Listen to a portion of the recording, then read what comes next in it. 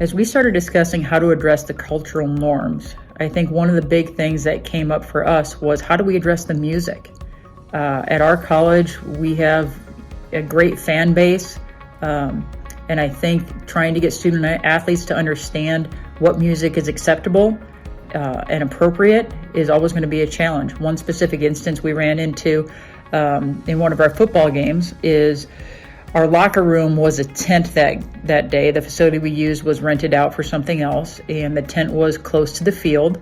And as I walked into the facility, it was pregame, probably about an hour and a half before the game, but nonetheless, the gates were open, fans were starting to pile in, and the music coming from the tent had completely inappropriate language, and I went over and shut it down rather quickly.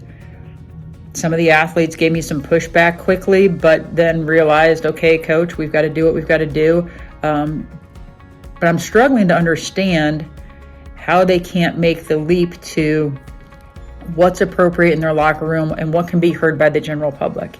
I still struggle with what's okay in the locker room. I, as a former coach, understand the sanctity of the locker room, and I appreciate that.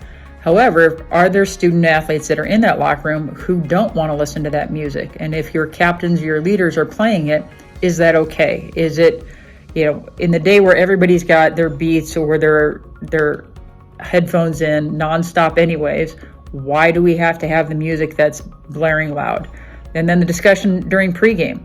They want their hype music played over the loudspeaker. Well, it's completely inappropriate. And even the edited music doesn't leave a lot to the imagination. So I think the big challenge that I think we face is, one, to understand it. Two, how do we have that communication? But how do we continue to support our student athletes while also supporting our fans, our sponsors, and our donors, and our community?